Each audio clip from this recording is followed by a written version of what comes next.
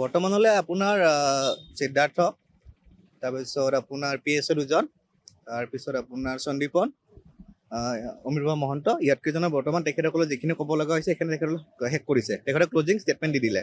এতিয়া আজি বৰ্তমান চলিছে শ্যামকানু মহন্তৰ, তেখেতৰ চাৰ্জ হিয়াৰিঙৰ কাৰণে তেখেতসকলে যিখিনি কৈছে ছাবমিশ্যন যি দিব লগা আছে তেখেতসকলে দি আছে। তো এতিয়া আৰু 2:30 পৰা এইটো কণ্টিনিউ হ'ব। আৰু অহাকালি আপোনাৰ শেখৰৰ আছে, তো গতিকে শেখৰৰ অহাকালি শেষ হ'লে আৰু তেখেতসকলৰ যিকেইজন একিউজ আছে গোটেইকেইজনৰ তেখেতসকলৰ কোৱাখিনি তেখেতসকলৰ শেষ হ'ব।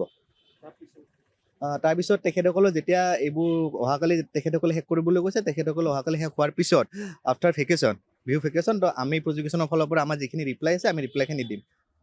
এতিয়ালৈকে কাৰ কাৰ শেষ হ'ল বুলি ক'লে? আপোনাৰ এতিয়ালৈকে সন্দীপন গাৰ্গ, নন্দেশ্বৰ বৰা, পৰেশ বৈশ্য, অমৃত মহন্ত আৰু সিদ্ধাৰ্থ শৰ্মা তেখেতসকলৰ সম্পূৰ্ণ হৈ গ'ল। তো আজি আপোনাৰ শ্যামকানু মহন্তৰ এডভকেটে জনাইছে যে তেখেতে আজি শেষ কৰিব। আৰু অনাৰেবল কোৰ্টেও কৈছে যে আপুনি আৰু বেছি টাইম কৰিব নালাগে, তো আজি আপুনি যেনেকৈ নহওক সেইটো শেষ কৰিব। আপোনাক বহুত টাইম দিলোঁ আমি, তো আজি আপুনি শেষ কৰক। তো তেখেতে কৈছে যে আজি আমি শেষ কৰিম। শেখৰৰ বাকী আছে, শেখৰৰ অহাকালি আছে। কাইলৈ শেষ হোৱাৰ সম্ভাৱনা? কালি শেষ হোৱাৰ সম্ভাৱনা আছে সম্পূৰ্ণ।